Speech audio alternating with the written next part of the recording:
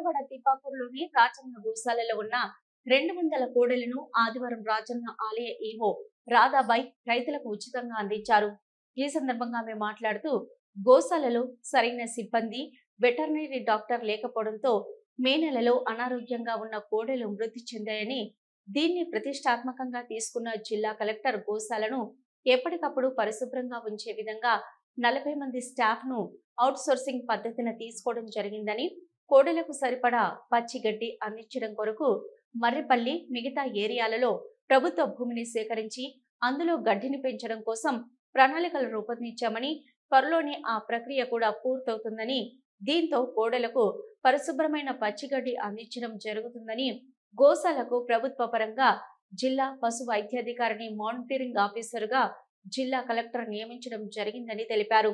ఎప్పటికప్పుడు కోడెలను పరిశీలించి వాటికి సరైన వైద్యం అందించడం జరుగుతుందని, కోడెలను తీసుకున్న రైతులు వాటిని సక్రమంగా చూసుకోవాలని, వాటికి సరైన దానా, పచ్చిగడ్డి అందించాలని, కోడెలను కబేళాలకు తరలిస్తే వారిపై చట్టపరమైన చర్యలు తీసుకుంటామని, కోడెల పోషణకు సంబంధించి ఆయా గ్రామాల్లోని ఏఈఓలకు ఎప్పటికప్పుడు సూచనలు చేయడం జరుగుతుందని, రాజన్న ఆలయానికి కోడెలను అందించే భక్తులు ఆరోగ్యంతో ఉన్న కోడెలను అందించి మొక్కులు చెల్లించుకోవాలని ఆమె కోరారు.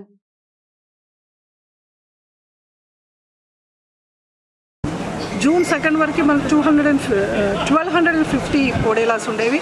మీ అందరికీ తెలుసు, మే నెలలో కొంచెం ఇన్సిడెంట్ జరిగాయి. వర్షాకాలం ఉన్నంత అంటే కొంచెం 2 వర్షాలు పడ్డందున ఒక 4-5 కోడేలాలు చనిపోవడం జరిగింది. అయితే ఇక్కడ ఏమైంది అంటే మనకి డాక్టర్స్ అందుబాటులో, అంటే డాక్టర్స్ గోశాలకి లేరు. యాక్చువల్గా ఈ టెంపుల్కి మనకి వెటర్నరీ డాక్టర్స్ లేరు.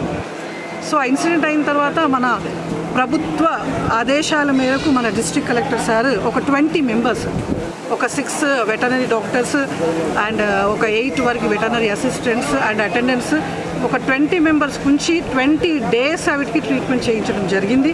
అదేవిధంగా వీటికి మళ్ళీ దానా వేయడము, మళ్ళీ అదేవిధంగా ఫాడర్ వేయడము మన కోడెలకి అంటే హెల్దీయెస్ట్గా చేయడం జరిగిందనమాట ప్రభుత్వ ఆదేశాల మేరకు.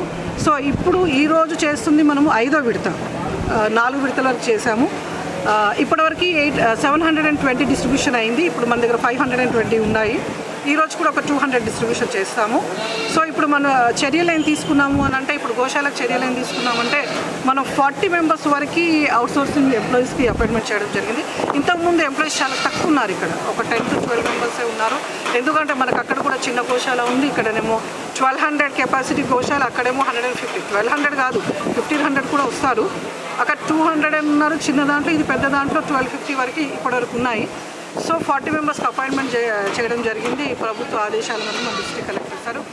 మళ్ళీ సార్ ఏం తీసుకున్నారు అని అంటే, దీనికి మన డిస్ట్రిక్ట్ వెటర్నరీ ఆఫీసర్కి గోశాలకి సూపర్వైజర్ ఆఫీసర్గా అపాయింట్మెంట్ చేయడం జరిగింది. సో సార్ కూడా ఇక్కడే ఉండి పర్యవేక్షణ చేయడం